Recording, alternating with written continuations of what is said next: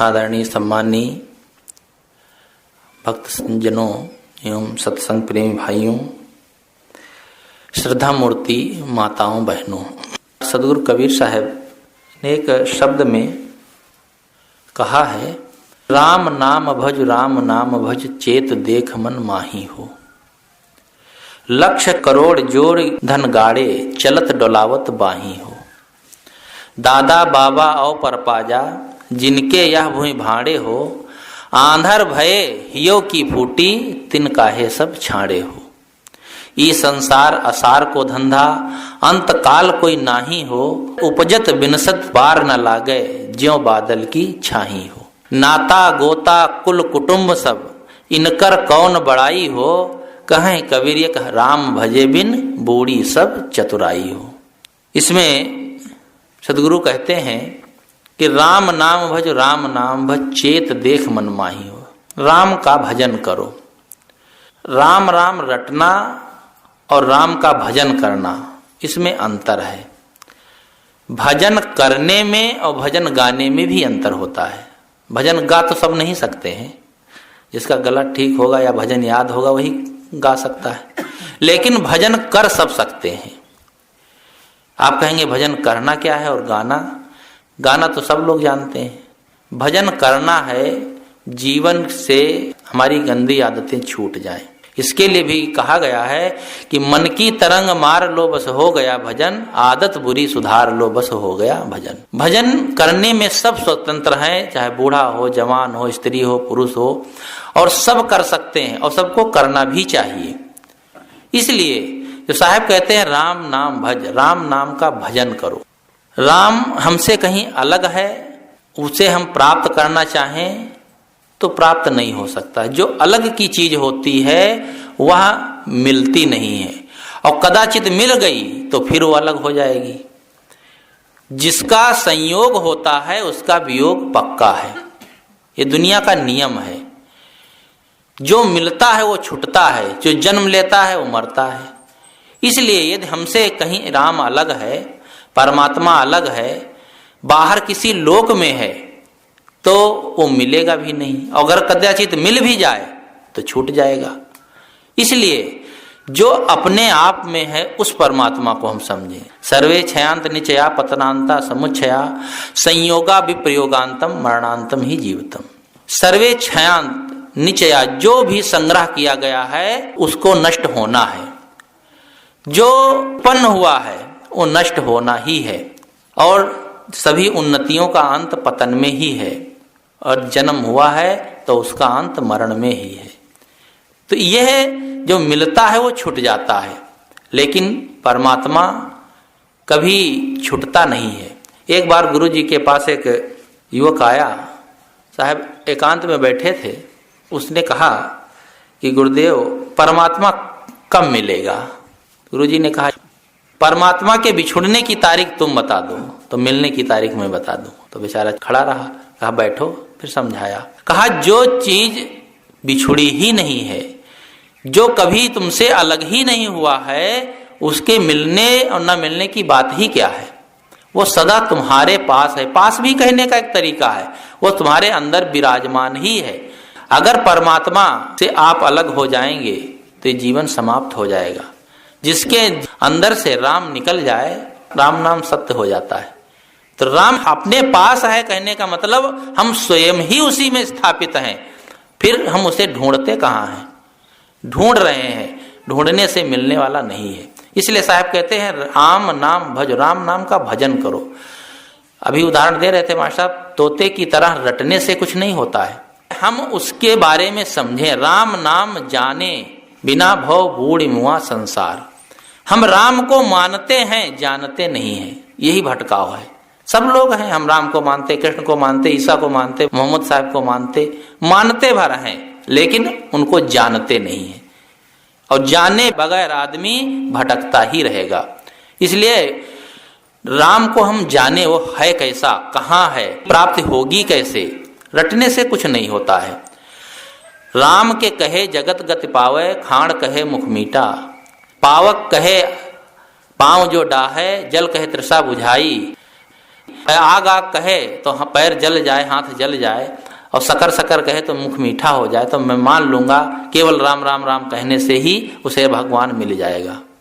कहने से नहीं, उसमें डूबने से, उसको जानने से मिलता है। और मिलना भी हमारा एक भटकाव हो जाएगा। वो मिला मिलाया है, बस उसको हमें जानना है। जैसे कोई वस्तु आप रख दे हों और उसको भूल गए हों, ना मिल रही हो, और आपको याद आ जाए तो आप कहेंगे वो मिल गई। तो मिल क्या गई? वो तो थी ही, केवल भूल हो गई थी। एक बार सत्संग हो रहा था तो सब लोग आराम जहाँ करते थे तो वहाँ पैरा बिछाया गया था। तो एक आदमी की घड़ी खो गई। सब लोग ढूंढने लगे, पूरा पैरा उलट डाले, सब अपना अपना बिस्तर देखे, लेकिन मिली नहीं। बहुत देर बाद जब वो ढूंढते ढूंढते, वो आदमी भी ढूंढ रहा था, थक गया, ऐसे अंगड़ाई लिया तो उसका कुर्ता खिसका तो घड़ी हाथ में थी। तो सब कहे घड़ी तो हाथ में तुम्हारे, तब बेचारा लजा गया। आप कहेंगे घड़ी मिल गई, मिल क्या गई? घड़ी तो थी ही हाथ में, भूल हो गई थी, उसे वो विस्मृत हो गया था। तो हम परमात्मा को विस्मृत कर दिए हैं, खोया नहीं है। इसलिए हम उस राम को समझें। जैसे एक तोता है, रटता रहता है राम राम को, लेकिन वो जानता नहीं है। उसे सिखा दो, ऐसे सीख जाता है। कुछ पशु पक्षी ऐसे होते हैं जो उन्हें सिखा दो सीख जाते हैं, लेकिन उसका अर्थ नहीं जानते हैं। अर्थ तो मनुष्य ही जान सकता है। कहते हैं एक आदमी था, तोता को ले जाकर बाजार में बेचता था, बधिक बहेलिया जिसे कहते हैं। तो एक महात्मा ने सोचा कि इनको ले जाकर बेच देगा, इनको लोग पाल लेंगे, या तो पिंजड़े में बंद कर देंगे या मार देंगे। बहुत से तोते थे। बहेलिया से कहा कि इन तोतों को छोड़ दो, इनको छोड़ देंगे तो मेरी आजीविका कैसे चलेगी? तो कहा अच्छा इसका पैसा ले लो। तो कहा ठीक है, पैसा दे दो, ले जाओ अपना। तो बहेलिया को पैसा दे करके महात्मा ने तोतों को छुड़ा लिया और अपने आश्रम पर आकर के उन्हें सिखाया हो। महात्मा ने कहा इनको ऐसा ट्रेंड कर देंगे कि ये कभी किसी बहेलिया के चक्कर में पड़ेंगे ही नहीं। तो उन तोतों को सिखाया कि बहेलिया आएगा, जाल बिछाएगा, हमको फंसाएगा, निश्चित हम नहीं फंसेंगे। और यही रटा दिया, खूब रट लिए तोता, हर समय रटते रहे यही। और फिर उनको छोड़ दिया, उड़ गए। एक जगह बहेलिया जाल बिछाया बैठा था, दाना बिखेरा। जैसे ही दाना बिखेरा, सब तोते आकर के बैठ गए। और बैठ गए, फिर वही कहते हैं बहेलिया आएगा, जाल बिछाएगा, दाना डालेगा, हमको फंसाएगा, निश्चित हम नहीं फंसेंगे। और दाना चुग रहे हैं। बहेलिये ने खींचा रस्सी तो सब उसी में फंस गए। फिर भी वही रट रहे हैं, बहेलिया आएगा, दाना डालेगा, जाल बिछाएगा, हमको फंसाएगा, हम निश्चित नहीं फंसेंगे। फंसे हैं लेकिन उनको पता ही नहीं। यही दशा हम सब की है। हम केवल रट रहे हैं, लेकिन उसका अर्थ नहीं समझ पा रहे हैं, उससे निकल नहीं पा रहे हैं। इसलिए तोता की तरह हम रटे ना, उसको आत्मसात करें। जो ज्ञान है उस ज्ञान को हम आत्मसात करें, तब हमारा बंधन दूर होगा। नहीं तो ये तो सिखा दिया जाता है और सिखा दिया गया। और कितने लोग ऐसे होते हैं कि लोभ में पड़ करके इसमें फंस भी जाते हैं। कहते हैं एक बहेलिया बड़ा चालाक था, एक तोते को फंसाया और उसको सिखा दिया इसमें क्या संदेह, केवल एक शब्द। तोता सीख गया इसमें क्या संदेह। कुछ भी उससे पूछो तो कहता था इसमें क्या संदेह। उसको बाजार में ले जाकर के पिंजड़े में रख दिया और सामने एक प्लेट लगा दिया और उसमें लिख दिया तोते का मूल्य 1 लाख रुपया। और उसके नीचे उसकी विशेषता लिखा, तोता चारों वेद, 6-7 पुराण, कुरान, बाइबिल, इंजिल सब कुछ जानता है। जब लोग तोते को देखें तो मन हो तो ले लें, जब इतना जानता है, इतनी विशेषता है। लेकिन जब 1 लाख रुपया कीमत, तब बेचारे कैसे लें? 1 लाख रुपया सबके पास तो नहीं। एक सेठ को पता चला कि 1 लाख रुपए का एक तोता मिल रहा है जो सब जानता है, गीता, बाइबिल और कुरान शरीफ, जितनी पुस्तकें धार्मिक हैं वो सब जानता है।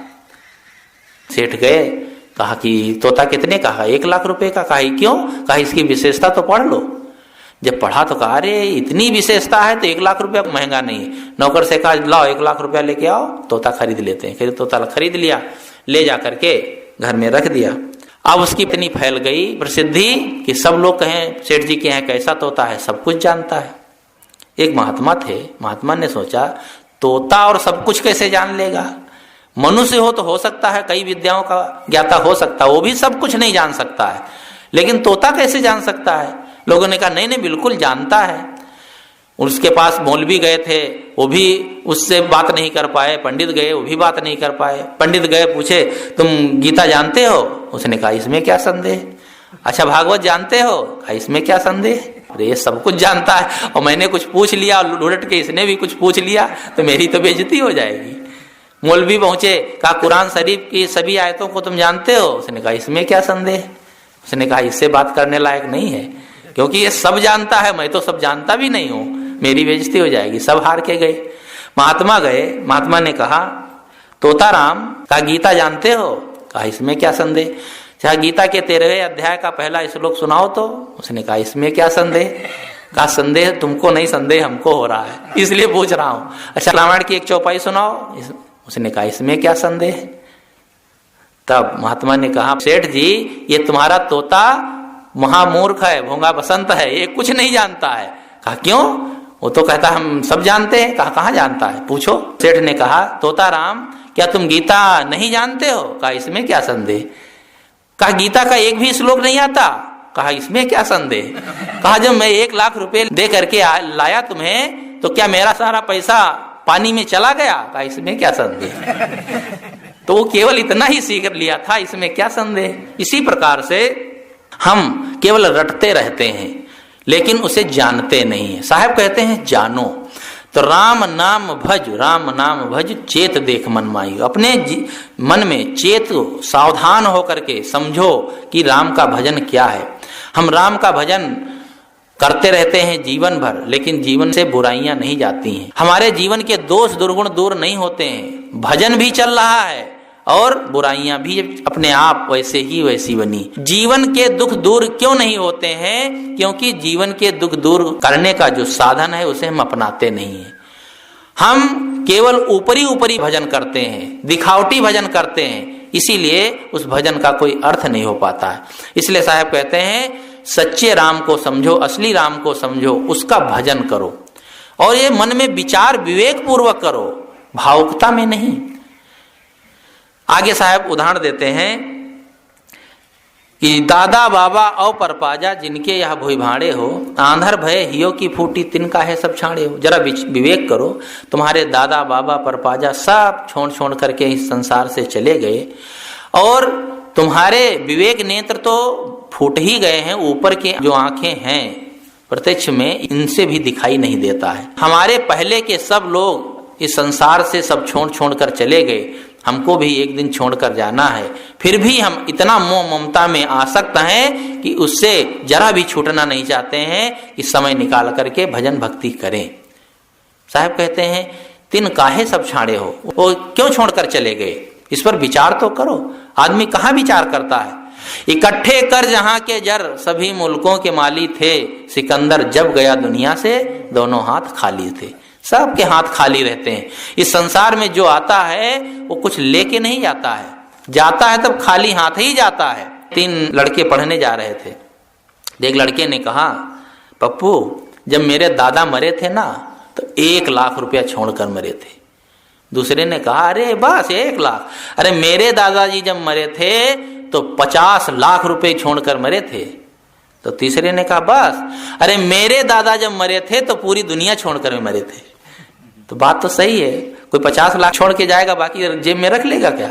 अरे कफन में जेब होती ही नहीं है, ले कहां से जाएगा? इसलिए जो यहां से जाता है सब कुछ छोड़ के जाता है। सबसे प्रिय होता है शरीर, वो भी साथ नहीं जा सकता है। जीवन में कुछ साथ में जाता है तो शुभ और अशुभ कर्म जाते हैं या शुभ अशुभ कर्मों के संस्कार जाते हैं, बाकी कुछ जाने वाला नहीं है। उसे ही हम कहते हैं धर्म ही हमारा साथ देता है, बाकी कोई साथ देने वाला नहीं। ना तो धन, ना तो परिवार, ना बंधु बांधव, वो जितने कुछ मिले हैं, जो मिलता है वो छूटता है। ये दुनिया का और प्रकृति का नियम है। कहते हैं एक आदमी को किसी ने झूठे मुकदमे में फंसा दिया तो जज ने कहा गवाही लाओ नहीं तो तुम्हें फांसी की सजा होगी। उसने कहा अरे हमारे तो 3 मित्र हैं, किसी को बुला लेंगे। पहले मित्र के पास गया और कहा मित्र गवाही देना है, मुझे एक झूठे मुकदमे में फंसा दिया गया और मुझे तो फांसी हो जाएगी। तो पहला मित्र कहता देखो भाई मैं घर से टस से मस नहीं होऊंगा, मैं गवाही वाही देने के लिए मित्रता नहीं किया हूं। जब उसने साफ इनकार कर दिया तो सोचा आप क्या करें।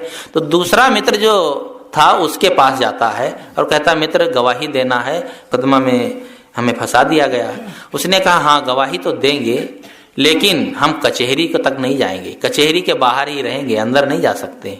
उसने कहा कचहरी के बाहर रहेंगे तो गवाही क्या जज सुनने बाहर आएगा क्या? कहा नहीं मैं बाहर ही रहूंगा, अंदर नहीं जा सकता हूं। तब उसे लगा कि ये बनेगा नहीं। एक मित्र जो तीसरा मित्र था वो जो कभी कभी मिलता था, उससे कहा कि मित्र मैं मुकदमा में फंसा दिया गया हूं, आपको गवाही देना होगा। उस मित्र ने कहा अरे तुमने अभी तक बताया नहीं, मैं तुरंत चलता हूं, अभी गवाही दे करके तुम्हें छुड़ाता हूं। एक उदाहरण है। इसी प्रकार से हमारे जीवन में भी 3 मित्र हैं। पहला है धन, दूसरा है परिवार और तीसरा है धर्म। धन तो कहता है हम तिजोरी में ही रहेंगे, तिजोरी से टस से मस नहीं होंगे। आपका शरीर छूटता है तो क्या धन आपके साथ में चल देता है? नहीं चलता है, एक कदम भी बाहर नहीं जाता है। और परिवार कहां तक जाता है? शमशान तक, कचहरी के बाहर, यमराज के पास नहीं जाता है। जहां कर्मों के संस्कार आपको ले जाते हैं वहां अकेले ही जाना पड़ता है, वो यहीं साथ छोड़ देता है शमशान तक। तीसरा जो मित्र धर्म है, शुभ संस्कार हैं, वे कहते हैं कि जहां तुम चलोगे वहां मैं चलने को तैयार हूं। तुम्हें यदि फांसी होने वाली है तो उससे भी बचा लूंगा, यानी तुम्हें यदि नरक होने वाला है तो उससे भी शुभ कर्म बचा लेते हैं। स्वर्ग में ले जाने वाले कौन से कर्म हैं? शुभ कर्म ही है। इसलिए वो धर्म ही सच्चा हमारा साथी है। तो मैं कह रहा था कि साहब कहते हैं सब संसार में आए और छोड़ छोड़ करके चले जा रहे हैं। कौन किसके साथ जाता है? जब शरीर छूट जाता है तब इसे कोई रखना नहीं चाहता है। प्रियतन देख भयावन लागी परी निरादर ठामा, प्रेमी राख निकट नहीं सकते गाड़त जाए धरामा। या तो शरीर को गाड़ देंगे या अग्नि में जला देंगे या प्रवाहित कर देंगे। शरीर की 4 गतियां होती हैं। आग में जला दिया जाता है, या तो जमीन में गाड़ दिया जाता है, या पानी में प्रवाहित कर दिया जाता है। 3 गतियां तो होती हैं। और एक चौथी होती जो वह ऊंचे टीले पर रख देते हैं और चील गवे खा जाते हैं। एक उनकी परंपरा ये भी है कि संसार से शरीर छूटने के बाद फिर कोई इसको कोई रखेगा नहीं, कोई पसंद नहीं करता। जब शरीर छूटता है तो कहते भैया मिट्टी पड़ी है, कोई नहीं कहता दादा हैं या पिताजी हैं गुरुजी हैं, मिट्टी है। सब लोग समझते हैं मिट्टी। और उसे कोई चाहे रख ले तो रख करके भी करेगा क्या? मिस्र के पिरामिडों में देख आप लोग सुनते ही होंगे कि हजार साल के शरीर रखे हैं, लाखों करोड़ रुपए दे करके, और अपने पिता के पितामह के शरीर लोग रखवा के रखे हैं, लाखों रुपए खर्च हो रहा है। सोचते हैं कभी विज्ञान ऐसा विकसित हो जाएगा कि हमारे पितामह के शरीर में फिर से जान आ जाएगी, फिर जीवित हो जाएंगे। इसी लालसा में, इसी आशा में उनको रखें। आज तक कोई जीवित नहीं हुआ। इसलिए यह केवल व्यामोह है। जो एक बार शरीर छोड़ के गया वो लौट के नहीं आता है, फिर उसके परिजन रखना नहीं चाहते हैं। एक आदमी बहुत बड़ा मकान बनाया, सेठ था, इतना बढ़िया भव्य मकान बनाया और उसका उद्घाटन होने ही वाला था कि उसका शरीर छूट गया। शरीर लेकर के आए गाड़ी में अस्पताल से, तो लोगों ने कहा कि 1 दिन कम से कम इस मकान में इनके शरीर को रख दो। लड़कों ने कहा अरे ऊपर कहाँ ले जाएंगे, मकान पूरा पवित्र हो जाएगा, गैरेज में रख देते हैं, सवेरे तो ले जाना ही शमशान। 1 दिन के लिए भी उसके शरीर को उस घर में रखना नहीं चाहते। इसलिए हमें सचेत होना चाहिए कि संसार में हम आए हैं तो कुछ धर्म कमा लें, पुण्य कमा लें, दान परोपकार कर लें, नहीं तो इस जीवन में कुछ हाथ, जीवन के बाद कुछ हाथ में लगेगा नहीं, कुछ साथ में जाएगा नहीं। आदमी जीवन भर बेभान रहता है, अंतिम समय में याद आती है आप भजन भक्ति करें। जब आदमी के वश में कुछ रह नहीं जाता है, न तो धन वश में रहता है, न शरीर वश में रहता है, न परिवार के लोग काम करते हैं, तब वो सोचता अब करें भजन भक्ति। तब क्या होता है? तब तो अंतिम समय में कुछ भी नहीं बनता है। सारे काम जवानी में और भजन भक्ति बुढ़ापा में। ये आदमी का व्यामोह, यह आदमी की बहुत बड़ी भूल है। और ये करना चाहिए जब से चेते तब से सही। कहाँ कबीर जान दे वही। जब तक हम नहीं समझ पाए थे, लेकिन जब हमारे समझ में आ जाए तब से इस कार्य में हमें लग जाना चाहिए। नहीं तो परिवार के लोग तो सब लेते ही हैं। एक आदमी था महाकंजूस, कभी कुछ दान पुण्य परोपकार नहीं किया। अंतिम समय आ गया तो उनके मित्रों ने कहा अरे भैया कम से कम अंतिम में ही कुछ दान पुण्य कर लो, थोड़ा शुभ संस्कार बना के जाओ, नहीं खाली हाथ जाना होगा। न कभी भजन किया, न भक्ति किया, कुछ किया ही नहीं। तो कैसे तुम्हारे अच्छे संस्कार बनेंगे। मुंह से तो बोल नहीं पाता था, उसने इशारा किया अपने लड़कों से कि कुछ ले आओ पैसा कौड़ी, हम दान कर दें। तो जब वो हाथ उठाकर इशारा किया, मित्रों ने कहा कि तुम्हारे पिताजी क्या कह रहे हैं। दरअसल दीवार में तहखाना था, उसमें रखा था पैसा, तो इशारा कर रहा था कि वहां से निकाल लाओ। तो लड़कों ने कहा अब क्या कह रहे हैं। वो ये कह रहे हैं कि जो पैसा था इन सब मकान दीवार बनाने में लगा दिया है, अब मेरे पास कुछ नहीं है, इसलिए उंगली उठा करके बता रहे हैं। तो बेचारा बोल तो नहीं पाता था, रोने लगा कि देखो लड़के जानते हैं इसमें पैसा रखा है लेकिन वो देना नहीं चाहते हैं। तो कहा पिताजी रो क्यों रहे हैं। कहा इसमें कौन सी बड़ी बात है, अरे उनका शरीर छूट रहा है, परिवार छूट रहा है, मोह ममता में रो रहे हैं। और वो बेचारे रो रहे थे कि अंतिम में मेरे द्वारा एक पैसा ये बच्चे दान नहीं करा रहे हैं। तो अंत में कोई किसी का साथी नहीं रहता है और कुछ हम कर भी नहीं सकते हैं, सब यहीं का यहीं छूट जाएगा। आदमी चाहे जितना धन कमा ले, जितना व्यामोह कर ले, क्या सदा उसके साथ वो बना रहता है। कितना हम कमाएंगे। एक सेठ पैसा इतना कमाया था कि उसे पता भी नहीं था, जैसे आजकल टाटा अंबानी को कहाँ पता होगा हमारे पास कितना धन है, अंदाजा लगा लेते होंगे। तो इतना धन था कि उसको पता नहीं। तो मुनीम से पूछा कि ये बताओ कि मेरे पास कितना धन है और बिना कुछ काम धाम किए मेरी कितनी पीढ़ियां आराम से बैठे बैठे खा सकती हैं। मुनीम ने कहा 1 सप्ताह बाद बताऊंगा। 1 सप्ताह में हिसाब किताब लगा करके आया और कहा सेठ जी आपके पास इतना धन है कि आपकी 35 पीढ़ियां यदि कुछ ना करें बैठे बैठे खाएं तो भी खा पी सकती हैं। सेठ ने जैसे सुना बेहोश हो गया, गिर गया, पानी छिड़का गया। कहा सेठ जी आप बेहोश क्यों हो गए। कहा ये बताओ मेरी 36वीं पीढ़ी क्या खाएगी। अब 35 पीढ़ी तक व्यवस्था है, अब 36वीं की भी चिंता उसको है। लगता है कि जितनी पीढ़ियां होंगी सब लुंज पुंज होंगी, उनके हाथ पैर नहीं होंगे, वो कमा नहीं पाएंगे। आदमी का कितना व्यामोह। पूत कपूत तो का धन संचय, अपूत सपूत तो का धन संचय। पुत्र को पुत्र है तो धन इकट्ठा करोगे तो शराब कबाब में गंवा देगा, बेकार में खो देगा। और यदि सुपुत्र है तो खुद कमा लेगा, खुद अपनी मेहनत से उन्नति कर लेगा। इसलिए संग्रह करने की जरूरत नहीं है। साहब कहते हैं दादा बाबा और परपाजा जिनके यहाँ भूमि भाड़े हो, आंधर भय हियो की छूटी तिन काहे सब छाड़े हो। सब ये सब छोड़ छोड़ के क्यों जा रहे हैं। हमारे पास धन है तो उसका सदुपयोग करें, अपने जीवन में निर्वाह में लगाएं, परिवार का निर्वाह करें, उससे जो बचे उसको सद्मार्ग में लगाएं, धर्म परोपकार में लगाएं, दीन दुखियों की सेवा में लगाएं। कहीं सामाजिक कार्य हो रहा है, अस्पताल बन रहा है, स्कूल बन रहा, वहां पर कुछ करें। हमको चाहिए कहीं ना कहीं अपने धन को लगाएं, नहीं तो धन की 4 गतियां होती हैं, सब लोग जानते हैं। चोर ले जाएगा कि राजा टैक्स में ले जाएगा, आग में जल जाएगा, विनाश हो जाएगा। कुल मिलाकर के उसको नष्ट ही होना है यदि हम उस धन का सदुपयोग नहीं किए। लेकिन आदमी इतना कंजूस होता है कि कौड़ी कौड़ी जोड़ कर रखता है, चमड़ी चली जाए लेकिन दमड़ी जाने ना पाए। और ऐसे आदमी का इस संसार में भला नहीं हो सकता है। एक सेठ था, उसके पास बहुत धन, और इतना धन था कि कई मकान बना रखे थे, सब किराए पर चलते थे। उसके कोई पुत्र नहीं था, संतान कोई थी नहीं। सेठ और सेठानी 2 ही लोग, लेकिन व्यामोह धन कमाने का, खूब बड़ा मकान बनाया, खूब किराया आता था। एक बार एक महात्मा घूमते घामते पहुंच गए, सेठ से कहा सेठ जी 1 महीना तुम्हारे यहाँ रहना चाहता हूँ, बरसात का महीना है, कहाँ जाएं। सेठ ने कहा बिल्कुल, अमुक नंबर का कमरा खाली है, ले जाओ ये चाबी और जाओ, उसमें रह सकते हो 1 महीना तक, क्या 2 महीना रहो। महात्मा जी गए और 1 महीना तक कमरे में रहकर भजन वजन करते रहे। जब 1 महीना बीता तो लाकर चाबी सेठ को पकड़ाए और कहा सेठ जी ये चाबी पकड़िए और मैं चलता हूँ। सेठ जी ने कहा किराया। कहा किराया? हाँ। कहा 10 रुपये किराया दीजिए ना। कहा 10 रुपये किराया? कहा हाँ। अरे भाई मैं फ्री में थोड़े रखा हूँ। महात्मा ने कहा मैं तो समझता था कोई साधु महात्मा को भी 1 महीना नहीं रखेंगे। कहा ये सब नहीं चलता है, हम साधु महात्मा कुछ नहीं मानते जानते। अगर ऐसे माने तो हम ऐसे सेठ नहीं बनते, 1-1 पैसा इकट्ठा करके सेठ बना जाता है, किराया देना पड़ेगा। महात्मा ने कहा मेरे पास किराया तो है नहीं। अरे कहीं भक्तों के यहाँ गया भी नहीं, कहाँ से आएगा, कोई खेती बाड़ी तो है नहीं, किराया नहीं है, कहाँ से दूं। कहा नहीं किराया तो देना पड़ेगा, ऐसे मैं नहीं छोड़ सकता हूँ। महात्मा ने सोचा ये बड़ा जड़ जीव से पाला पड़ा है, कोई उपाय करना पड़ेगा। उन्होंने अपनी झोली से एक सुई निकाली। कहा ये सुई रखो सेठ जी। कहा अरे 1 पैसे की सुई मैं क्या करूंगा।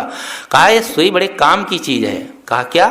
कहा देखो जब तुम और सेठानी मरना तो मरोगे तो निश्चित है स्वर्ग में शायद ही प्रवेश मिलेगा। अगर मर करके तुम इस सुई को साथ में लाओगे और मैं जहां स्वर्ग और नरक के फाटक होंगे वहीं बैठा मिलूंगा, और तुम्हारा दाखिला नरक में होगा तो भी मैं कोशिश करा के स्वर्ग में दाखिल करा दूंगा।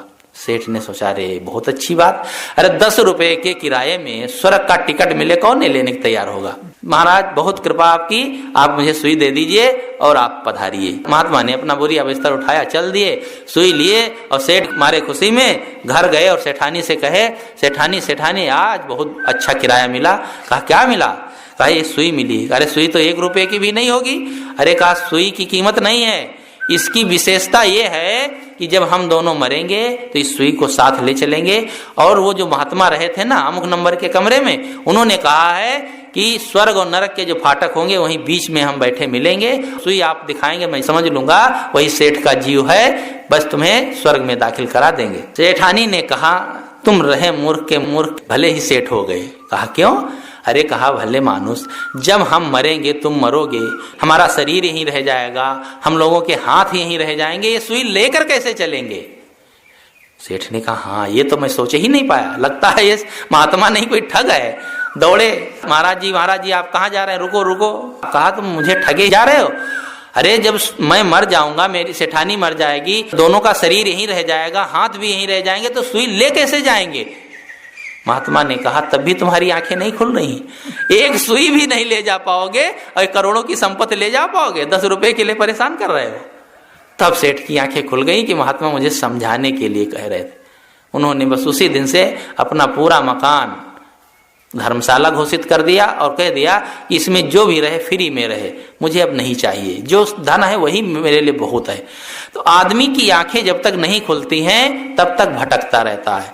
साहब कहते हैं, दादा बाबा औ परपाजा जिनके यह भूमि भाड़े हो, आंधर भय हियो की छूट फूटी तिन काहे सब छाड़े हो।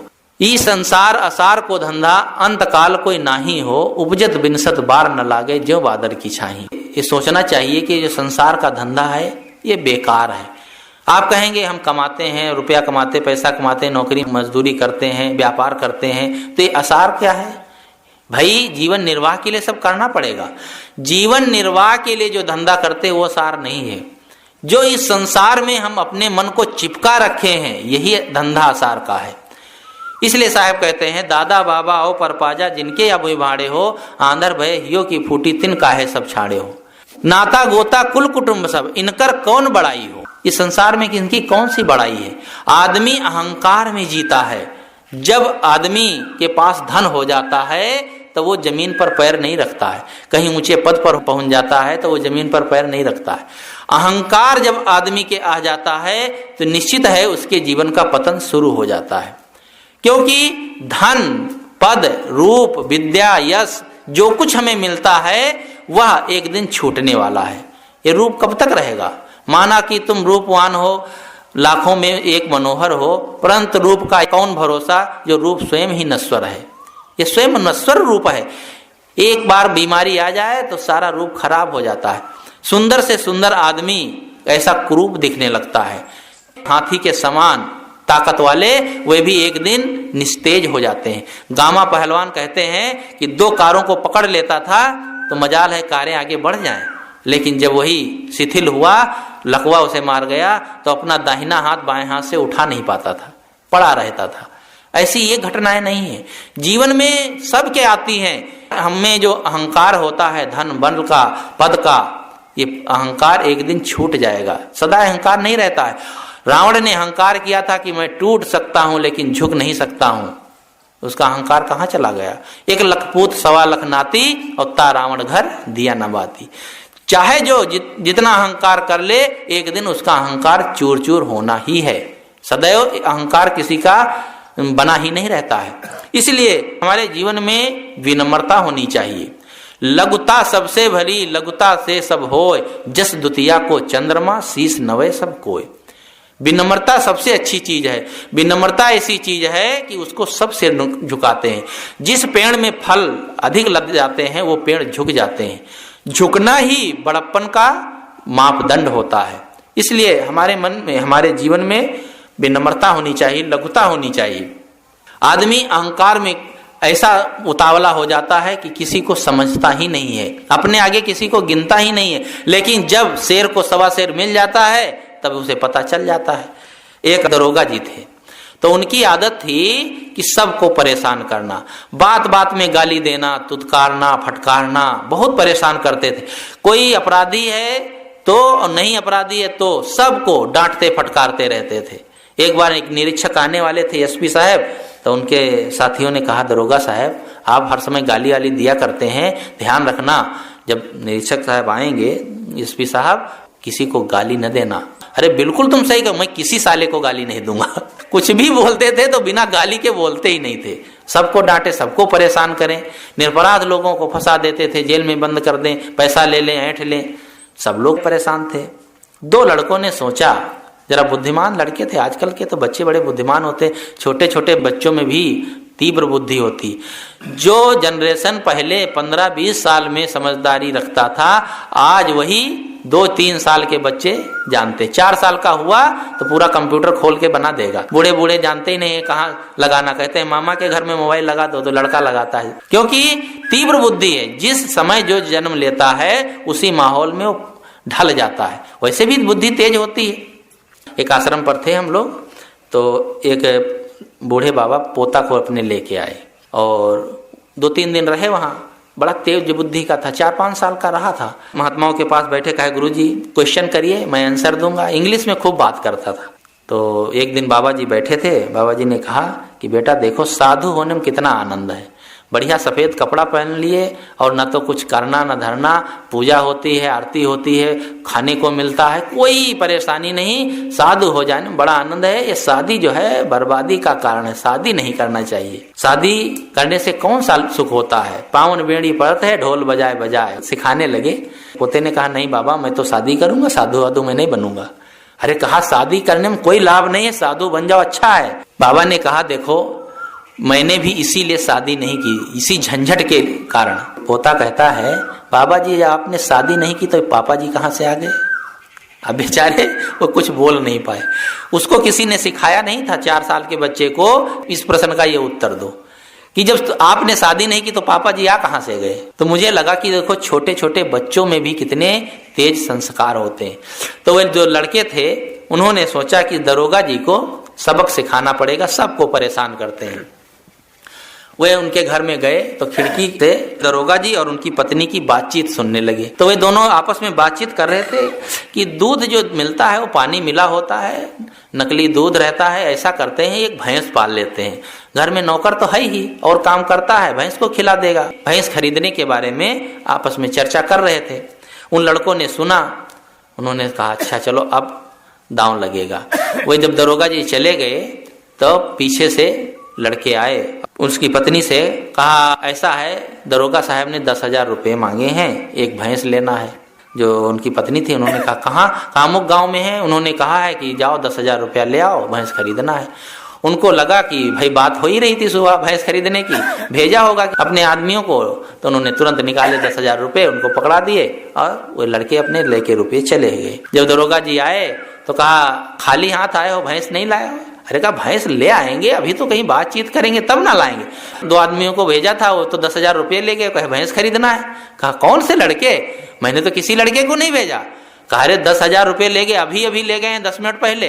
कहा किधर गए? कहा बस इधर ही गए हैं। अच्छा मैं देखता हूँ। पर तुरंत मोटरसाइकिल स्टार्ट किए तो देखा 2 लड़के सड़क सड़क जा रहे हैं। जैसे ही देखा उन लोगों ने कि दरोगा जी आ रहे हैं तो एक पूरब की ओर भागा, एक पश्चिम की ओर भागा। अब दरोगा जी सड़क पर मोटरसाइकिल खड़ी किए, अब दोनों तरफ तो भाग नहीं सकते थे, एक के पीछा किए। जो पूरब वाले का पीछा किए तब तक पश्चिम वाला लौट कर आया और मोटरसाइकिल स्टार्ट किया, फिर घर पहुंच गया। दरोगाइन से कहा कि चलो दरोगा जी आपको बुलाए हैं, भैंस देख लिए हैं, बात तय हो गई है, आप देख लें भैंस को तब लाया जाए। जब देखा उनकी पत्नी ने कि दरोगा की मोटरसाइकिल लाए हैं, इसका मतलब बात ठीक है, कोई गड़बड़ नहीं है। वो दरोगा जी गए ही थे, बस तुरंत वो तैयार हुई और मोटरसाइकिल पर बैठ ली, चल दी। अब वो बेचारे दरोगा जी उसका थोड़ी दूर पीछा किए, जो हाफ गए तो क्या करें, लौट कर फिर सड़क पर आए तो देखा मोटरसाइकिल भी गायब। अब वो बहुत परेशान, हाफते हाफते आए घर पर, तो घर पर देखा ताला लगा है। पड़ोसी से पूछा हमारी बीवी कहाँ गई? कहा एक आदमी आया था आपकी मोटरसाइकिल लेकर के, वो ले गया। कहा मेरी मोटरसाइकिल? अब उनको लगा कि अब तो बड़ी हालत घर खराब, मोटरसाइकिल भी गई, 10,000 रुपया भी गए, बीवी भी गायब हो गई। अब बेचारे रिपोर्ट कहाँ लिखाने जाएं, दूसरे का FIR लिखते थे, अब किसके पास FIR लिखावे जाए कि मेरी बीवी गायब हो गई। अब परेशान 2-3 दिन हो गए, घर में पड़े पड़े दुखी।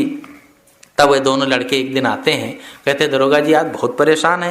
कहा अरे क्या बताएं, पता नहीं कौन मेरे पीछे पड़ गया है कि 10,000 रुपया भी ले गया और मोटरसाइकिल भी ले गया और मेरी पत्नी को भी पता नहीं कहाँ गायब कर दिया। कहा अच्छा तुम्हारी पत्नी भी आ जाएगी, रुपया पैसा सब आ जाएगा, मोटरसाइकिल, लेकिन एक संकल्प करो आज से किसी को आप परेशान नहीं करेंगे।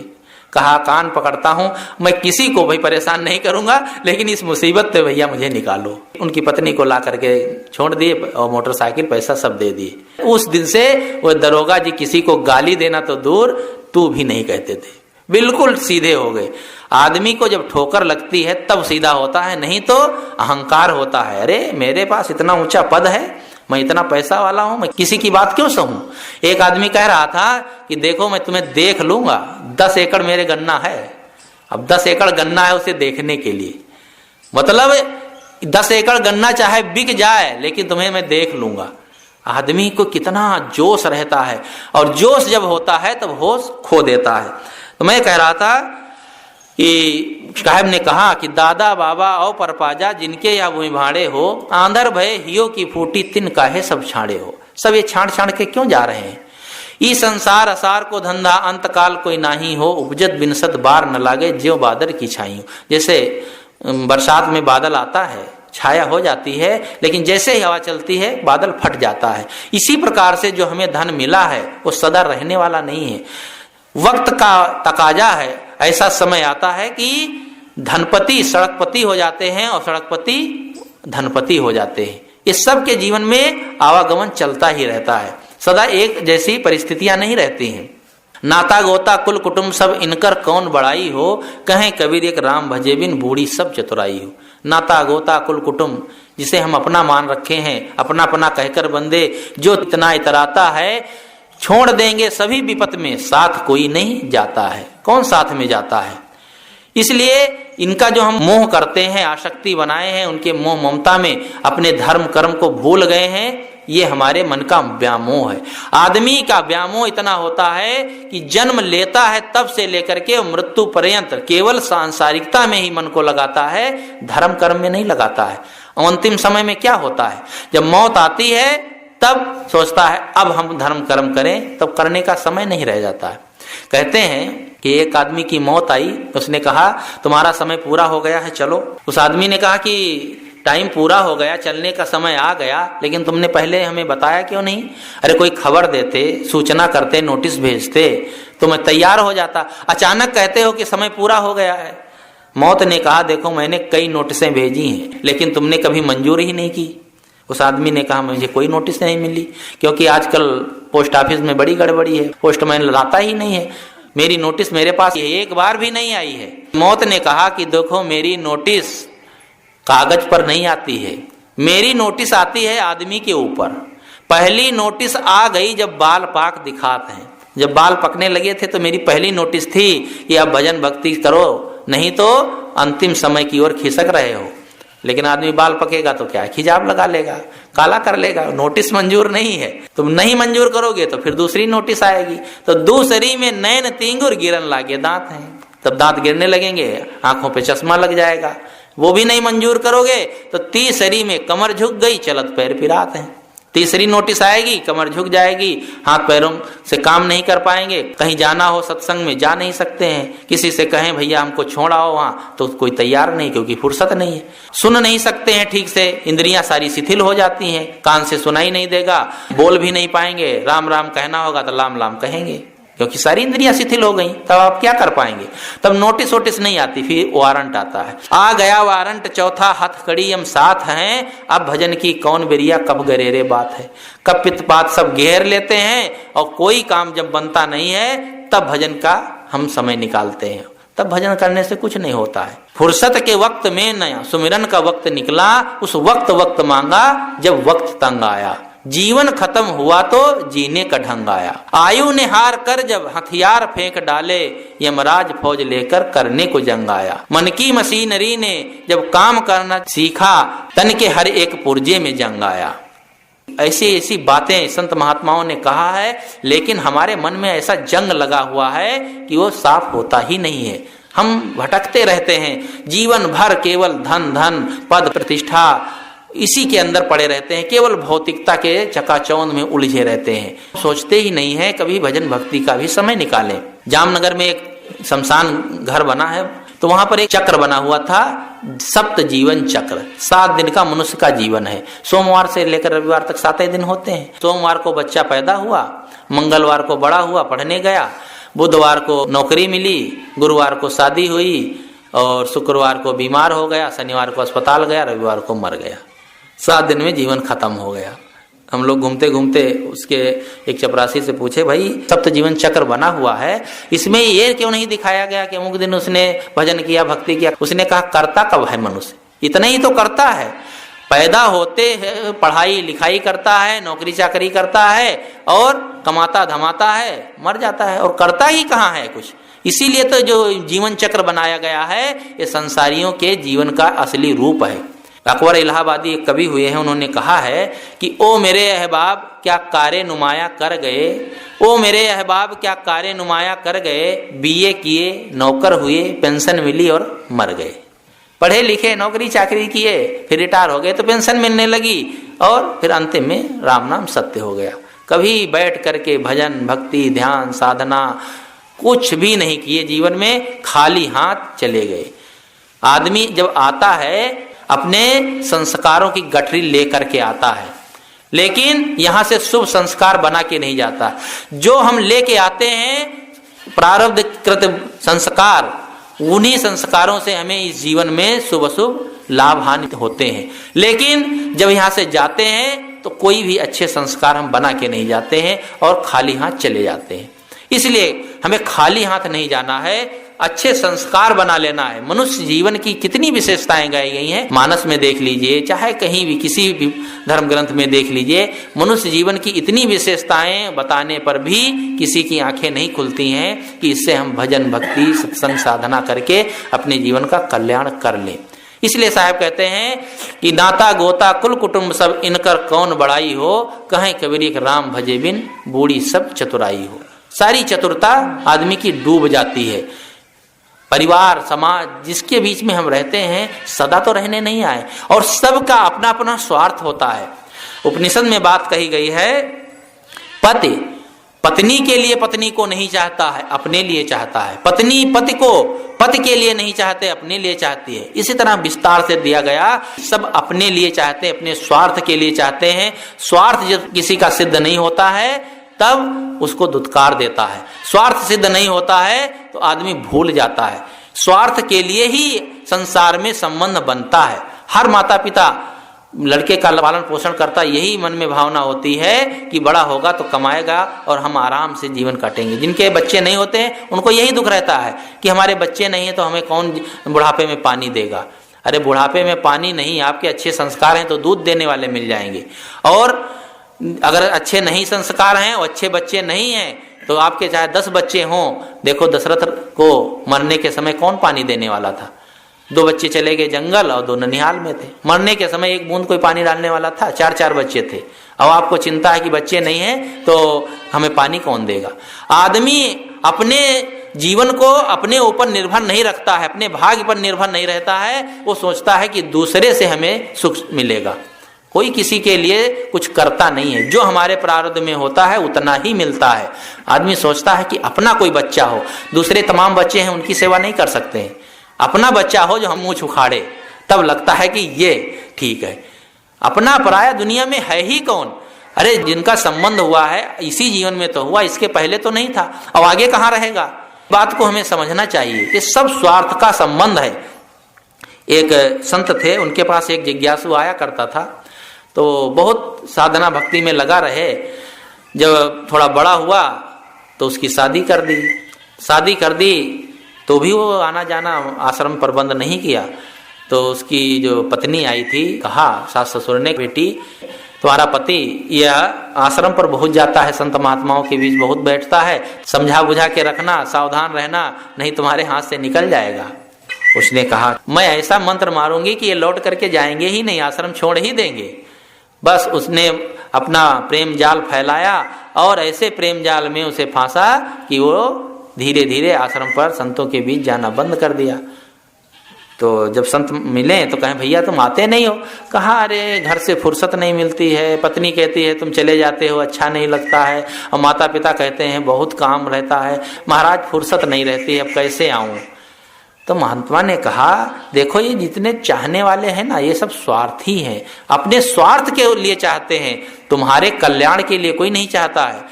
दुनिया का काम में सब साझीदार होंगे लेकिन तुम्हारे कल्याण के काम में, भक्ति के काम में कोई साझीदार नहीं होगा, वो तुम्हें स्वयं करना होगा, ये व्यक्तिगत काम है। इसलिए भजन भक्ति भी करते जाओ, घर में परिवार की सेवा भी करो।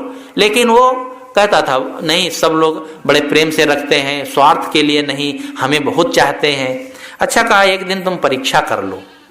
कहा अच्छा कैसे करें महाराज? कहा घर में आज जाना और जा करके मरणासन अवस्था में पड़ जाना, सांस तो रोक लेते हो, प्राणायाम तो कर ही लेते हो, लोग जान लें कि ये मर गया है, और अपना पैर खंभे में जोर से फंसा के रखना जिससे कि तुम्हें जल्दी उठा करके लोग शमशान न पहुंचा दें, इसलिए पैर को खंभे में फंसा लेना और सांस रोक लेना, फिर मैं आ जाऊंगा तुम्हें दिखा दूंगा कितना तुम्हें घर के लोग चाहते हैं। वो गया, बस वैसा ही किया, एक खंभे में जोर से पैर फंसाया और चिल्लाया और बस सांस को रोक लिया। जब सांस रोक लिया, पत्नी आती है, देखती है, अरे ये तो मर गए। उसने सोचा आज ही खीर बनाया था और खीर रखी है और पति मर गए, यदि मैं चिल्लाना शुरू करूंगी तो खीर कौन खाएगा, तो पहले जाती हूँ खीर रखी उसको खा लेती हूँ, फिर उसके बाद रोना शुरू करूंगी, क्योंकि रोना तो 2-3 दिन तक रहेगा, जब तक लोग आते रहेंगे रोना ही बना रहेगा, इसलिए खा लेती हूँ। जा करके खीर उर खाया और वो टुकुर टुकुर देख रहा है कि ये सब क्या तमाशा हो रहा है। अब फिर रोना शुरू हुआ, माँ रोने लगी, पत्नी रोने लगी, भाई रोने लगे, सब रो रहे हैं। तब तक गुरु महाराज आ गए। सबने कहा गुरु महाराज आपका चेला तो चल बसा। गुरु महाराज ने देखा नब्ज, कहा कि हाँ चेला तो चला गया, लेकिन एक उपाय है। कहा गुरु महाराज जल्दी बताओ कौन सा उपाय है? कहा उपाय ये है कि अगर इसके बदले में कोई दूसरा अपना शरीर छोड़ दे तो ये जिंदा हो सकता है। तो सब चुप, कौन शरीर छोड़ दे? माता से कहा माता जी अब तो तुम बूढ़ी हो गई हो, तुम्हारा बच्चा जो है जीवित हो जाएगा, तुम शरीर छोड़ दो। ऐसा है मेरे पास ये पुड़िया में दवाई है, इसको खा लो, बस तुरंत शरीर छूट जाएगा और ये जिंदा हो जाएगा। माता ने कहा देखो अब बुढ़ापा आ गया है, 2 बच्चे और हैं, उनके सहारे में जी लूंगी, अब जो चला गया उसके लिए क्या रोना है। वो भी नकार दी, पिता भी नकार दिया। पत्नी ने कहा अब जो शरीर छूट ही गया है और फिर मान लो जीवित भी हो जाएंगे और हम मर जाएंगे तो हमें क्या फायदा मिलेगा, उसने भी नकार दिया। तब कहा जब तुम सब लोग नहीं तैयार होते हो तो क्या करूं, मैं ही खा लेता हूं। कहा हाँ महाराज आपके आगे ना पीछे कोई, आप खा लीजिए, आपको तो एक दिन निर्वाण प्राप्त करना ही है, मोक्ष प्राप्त करना है, आपके चेला जीवित हो जाएगा, आपका सारा काम ये करेगा, आप शरीर छोड़ दीजिए और मेरा बेटा जिंदा हो जाए। उन्होंने पुड़िया की दवाई खाई, दवाई क्या वो मिश्री पीस कर लाए थे, मुंह में डाला और पानी पी लिया। अब कहा चेला राम? कहा हाँ गुरु महाराज सब सुन रहे हो ना? कहा सब सुन रहा हूँ। और महाराज इतना ही नहीं, जब हमको ले जाना चाहते थे तो खंभे में जो पैर फंसाया था तो कह रहे थे अगर पैर नहीं छूटेगा तो खंभे को तोड़ देना। तो पत्नी ने कहा खंभा मत तोड़ो, इसका पैर ही क्यों नहीं काट देते हो, तो लाश ही हो गया। तब उन्हें लगा कि देखो मुझसे किसी प्रकार से लोगों का प्रेम नहीं है, केवल स्वार्थ का प्रेम है। मैं बहुत बड़ी भूल में था जो अपना परमार्थ छोड़ करके, धर्म का भक्ति भजन का काम छोड़ करके इतनी मोह ममता में गड़ गया था, वो सावधान हो गया। इसी प्रकार से जीवन में आदमी असावधानी में जीता है। तो साहब कहते हैं नाता गोता कुल कुटुंब सब इनकर कौन बड़ाई हो, कहीं कबीर एक राम भजे बिन बूढ़ी सब चतुराई हो। राम का भजन हम नहीं करेंगे तो हमारी सारी चतुरता डूब जाएगी। आदमी बहुत चतुर है, बहुत चालाक बनता है, कहीं पढ़ लिख लेता है तो बड़ा होशियार हो जाता है कि हमारे समान कौन है, और उस होशियारी को चतुराई से दूसरों को बेवकूफ बनाने में लगाता है। लोग कहते हैं अरे गया वहां पर ऐसा हाथ मारा, क्या बताएं, उसको फंसा दिया और इतने रुपए ऐंठ लिया, समझता है कि मैं बहुत बड़ा काम कर रहा हूं। लेकिन दूसरों को धोखा दे करके, ठग करके जो धन इकट्ठा किया जाता है वह धन कारगर नहीं होता है। वो धन एक दिन मूल को लेकर के भी चला जाता है। इसलिए उसमें चतुरता नहीं करनी चाहिए, चालाकी नहीं करना चाहिए, अहंग नहीं करना चाहिए कि मैं बहुत कुछ जानता हूँ। एक आदमी नाव पर बैठा, नाविक से बात करने लगा। अकेला नाविक था और अकेला वो सवार। उसने कहा कि ये बताओ कि तुम कुछ अंग्रेजी वगैरह जानते हो? नाविक ने कहा मैं अंग्रेजी क्या, मैं तो पढ़ा लिखा ही नहीं हूँ, तो अंग्रेजी क्या जानूंगा, अंग्रेजी तो कुछ नहीं जानता हूँ। कहा तुम्हारी 1/4 जिंदगी बेकार चली गई। थोड़ी दूर और चला, उसने कहा अच्छा तुम भूगोल वगैरह कुछ जानते हो? भैया मैं कुछ नहीं जानता हूँ, मैं पढ़ा लिखा ही नहीं हूँ, भूगोल क्या जानूंगा। कहा तुम्हारी आधी जिंदगी बेकार चली गई। मेरी जिंदगी चली गई, मैं पढ़ा लिखा नहीं हूं इसलिए। कहा और क्या, जब तुम कुछ जानते ही नहीं हो, भूगोल ना इतिहास ना अंग्रेजी ना विज्ञान, कुछ नहीं जानते हो, तुम्हारी जिंदगी आधी बेकार चली गई। तब तक तूफान आया और नाव डगमगाने लगा कि अब नाव डूब जाएगी। तो उसने कहा पंडित जी आप तैरना जानते हैं? कहा नहीं जानता हूँ। कहा मेरी जिंदगी तो आधी ही बेकार गई, आपकी पूरी जिंदगी बेकार होने जा रही। मैं तो कूद के निकल रहा हूँ, वो तो कूदा और तैर कर पार हो गया, नाव डूब गई, उसी में डूब गया। ऐसी हमारी दशा है। हम सोचते हैं हम सांसारिक उपलब्धियां प्राप्त कर लिए, हम सफल हैं। ये हमारी जिंदगी की सफलता नहीं है। हमारी सफलता है हम तैरना सीखें, नदी में नहीं, भवसागर तैरना।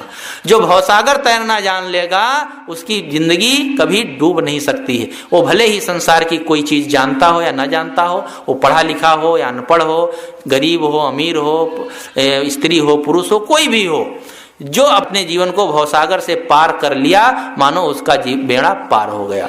इसलिए भवसागर से पार करने का हमें काम करना चाहिए। तो मैं कह रहा था कि राम नाम भज चेत देख मन माही हो। राम का भजन करें, नहीं तो हम इस संसार में आए हैं और इस संसार में आकर के भी भटकते हुए चले जाएंगे। असली राम तत्व कहीं बाहर नहीं है, सबके अंदर में, घट में है सूझत नहीं, लानत ऐसे बिंद तुलसी या संसार को भयो मोतिया बिंद। गोस्वामी जी जब कहते हैं तो ठोंक के कहते हैं।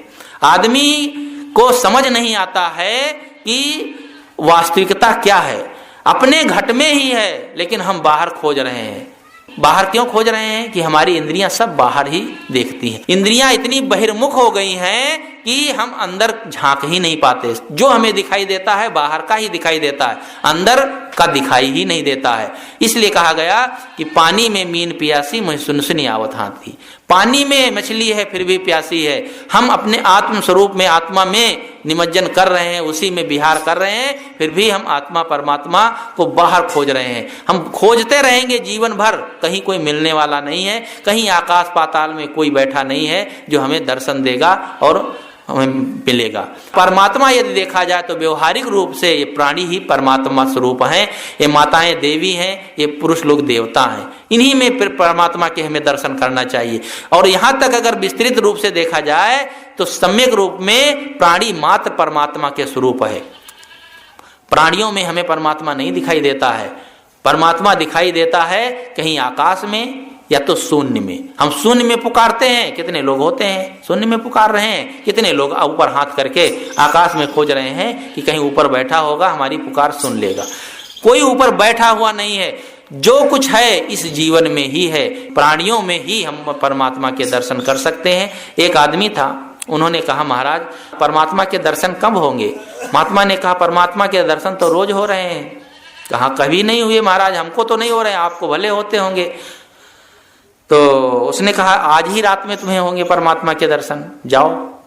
घर गया, उसे बड़ी खुशी हुई कि आज महात्मा जी ने कहा है तो जरूर परमात्मा मिलने आएगा। उसे रात में नींद नहीं आई, 12 बज गए, 1 बज गया, जागता रहा। जैसे ही थोड़ी झपकी लगी तब तक खट खट की आवाज हुई तो देखा एक भैंसा अपनी खुजली खुजला रहा है दरवाजे पर। उसने उठाया डंडा, 4 डंडा जमाया।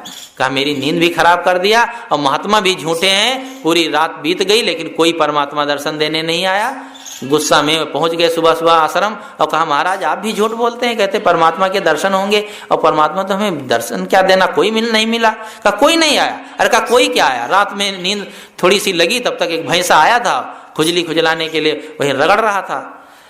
कहा जब तुम्हें भैंसे में परमात्मा के दर्शन नहीं हुए तो तुम्हें दर्शन कहाँ होंगे? प्राणियों में तुम्हें परमात्मा स्वरूप के दर्शन नहीं हो रहे हैं तो आपको कहाँ होंगे? आदमी कितना भूला हुआ है, अपने को भूल करके हैरान हो गया, माया के जाल में फंसा वीरान हो गया। हम माया के ऐसे जाल में जकड़ गए हैं कि अपने आप को हम भूल गए हैं, इसीलिए भटक रहे हैं। हम अपने आप को समझें और उसी में स्थित होने का अभ्यास करें। इसीलिए सत्संग और भजन भक्ति का एक कार्यक्रम होता है। हमारा भटकाव दूर हो, हमारा भटकाव जिस दिन दूर हो जाएगा उसी दिन हम अपने आत्मा में, अपने परमात्मा में स्थित होकर के पूर्ण शांति को प्राप्त कर लेंगे। इसी के साथ मैं